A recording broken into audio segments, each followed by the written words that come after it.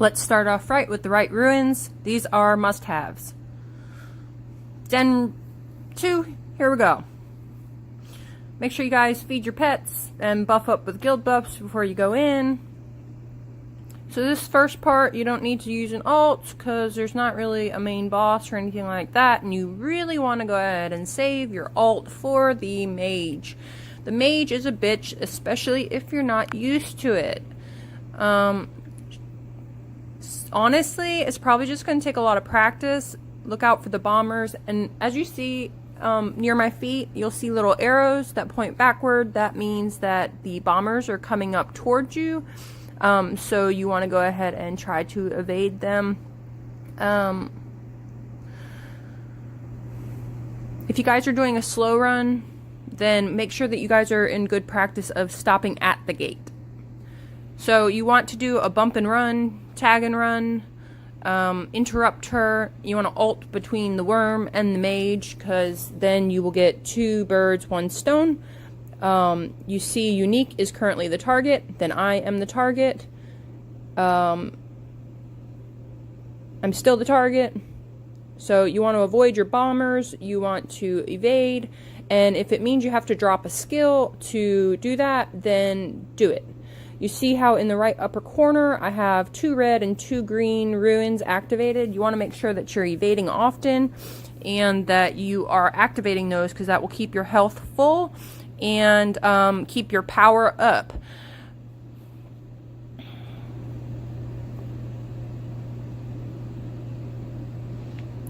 So personally, I don't like when my mage friends dress and look like her, because then I start getting the targets mixed up. But you do you, boo-boo. And you have to get used to this mage, because you will see her again in Den 4, and if you think she's gnarly here, just wait till you get to Den 4. She's something. So don't get wrung out. You can either use an alt or you can cast a skill. I will say, as a hunter, I explicitly use these skills because of their cast time. I don't have time to sit there and like anchor pull or whatever that one skill is. The skills that I have are very, very deliberate because the timing is accurate. Go all the way up the mountain, do not stop, do not collect $200, just go up the mountain, stay against the wall. This prevents you from getting wrung out, and we do not want to get wrung out, because then it starts getting very buggy and glitchy, and anyway. So there's nothing really fancy about this other than the rhinos and whatnot that try to spin their arms and get you out, and then the bombers, of course, and yada yada yada. I mean, it all becomes very like routine and whatnot. So this first part, when he pops up, he's not taking any damage, as you see, so don't use any skills until you start seeing him go down. Don't let his fat ass sit on your head. Bob and weave. Look out for bombers. Look out for shaman.